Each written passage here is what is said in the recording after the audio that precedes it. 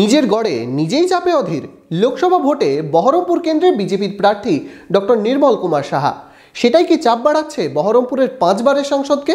বিগত নির্বাচনের ফলাফল বলছে বহরমপুর লোকসভায় কংগ্রেসের হালে পানি পাওয়া মুশকিল। তৃণমূল এখনও এই কেন্দ্রে প্রার্থী ঘোষণা করেনি। তবে রাজনীতির ময়দানে নতুন ডক্টর নির্মল সাহা সত্যিই কতটা চাপের, সেটাই এখন বড় প্রশ্ন।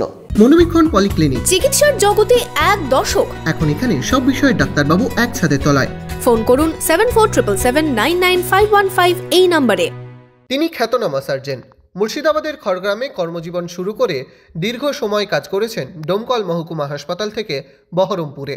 সেই ডাক্তার নির্মল সাহাকে প্রার্থী করেই বহরমপুরে লোকসভা নির্বাচনে নেমেছে বিজেপি। বহরমপুর লোকসভায় বিজেপির প্রার্থী হিসেবে নাম ঘোষণা হতেই রাজনীতির ময়দানে চিকিৎসক নির্মল। 2021 সালের বিধানসভা নির্বাচনের ফল থেকে 2022 সালের পৌরসভা ও পঞ্চায়েত নির্বাচনের ফলের নিরিখে বহরমপুরে সুবিধাজনক অবস্থানে নেই 5 বারের সাংসদ অধীর রঞ্জন চৌধুরী। 21-এ হাতছাড়া হয়েছে বহরমপুর বিধানসভা।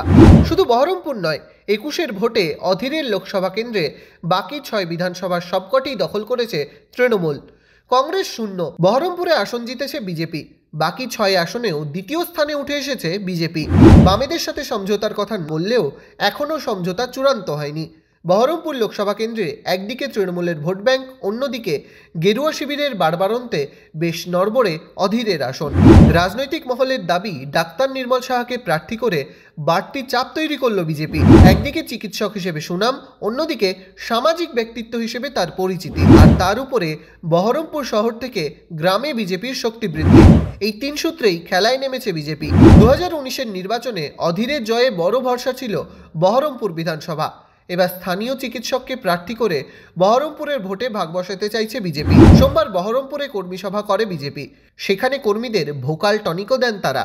স্বভাবসিদ্ধ ভঙ্গিতে শাখারব সরকার দাবি করেন বহরমপুরেও জিতবে বিজেপি। এবার ভারতীয় জনতা পার্টি বহরমপুর লোকসভায় জিতবে, এই গ্যারান্টি আমরা নিচ্ছি। কিন্তু দ্বিতীয় এবং তৃতীয় কী হবে, ওরা সন্তান এবং মা ঠিক করবে। রাজনীতিতে নতুন হলেও আশাবাদী ডাক্তার নির্মল সাহাও। এটা অত্যন্ত একটা এমন একটা সেন্টার যেখানে কঠিন লড়াই হবে, এবং কিন্তু অত্যন্ত সুন্দরভাবে হবে। কঠিন আর সুন্দর এই দুটো শব্দকে একসঙ্গে রাখবেন, ভয়ঙ্কর সুন্দরের মতো। কিন্তু সেখানে মানুষ মনের মতো প্রার্থী পায়নি, এটা মানুষের একটা অভিমানের জায়গা ছিল। আর সত্যি বলছি, এবারে আমার কাছে সবাই সমস্ত জায়গা থেকে আমার কাছে অনুরোধ এসছে, এবং আমি এটা সাদরে গ্রহণ করেছি যে হ্যাঁ, আমি আমার ডাক্তারির বাইরেও সমাজের চিকিৎসা করতে হবে, সমাজটাকে ঠিক করতে হবে, এই মিশন নিয়ে আমি নেমেছি। যদিও বিজেপির মাথা ব্যথার কারণ দুর্বল সংগঠন আর অধীর চৌধুরীর নিজস্ব ইমেজ। এই ইমেজের জেরেই 2019 সালের নির্বাচনে তৃণমূলের অপূর্ব সরকারকে হারান অধীর। সেবার বিজেপি প্রার্থী করেছিল বহিরাগত কৃষ্ণ জোয়ারদার রাজ্যকে। এবার এই কেন্দ্রে কংগ্রেসের প্রার্থী প্রদেশ কংগ্রেস সভাপতি অধীর রঞ্জন চৌধুরী। তিনি টানা 5 বারের সাংসদ। তবে সেই ইমেজ কি ধরে রাখা যাবে ভোটে? প্রশ্ন কংগ্রেসের নেতাকর্মীদের মধ্যেই, যদিও মুখে সেই কথা মানছে না কংগ্রেস নেতারা। তারা বুঝতে পেরেছে যে মুর্শিদাবাদ জেলার সাংগঠনিক নেতৃত্বে তারা অনেকেই হয়তো খুব 2-1 দিনের মধ্যে অসুস্থ হয়ে পড়বে। তাদেরকে দেখভালের জন্য একজন চিকিৎসক দরকার, তাই হয়তো নির্মল সাহাকে তারা বেছে নিয়েছেন।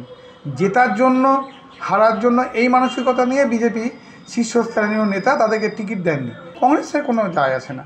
যদিও বিজেপি প্রার্থীকে আমল দিতে নারাজ তৃণমূল নেতারা। বিজেপি পার্টিকে আমি আগেও বলেছি, এখনও বলছি, সিপিএম, বিজেপি, কংগ্রেস এরা সব এক জায়গায় সারা বাংলায়। মুর্শিদাবাদ তার ব্যতিক্রম নয়। আপনারা আপনাদের বিধায়ক আছে এই মুর্শিদাবাদ জেলায় 2টি। এই 2টি বিধানসভা কেন্দ্রে আপনারা যদি লিড পান, তার মধ্যে অন্যতম বহরমপুর কেন্দ্রে যদি বিজেপি পার্টি তাদের ভোট ধরে রাখতে পারে, তাহলে আমি রাজনীতি করব কিনা সেটা ভাববো।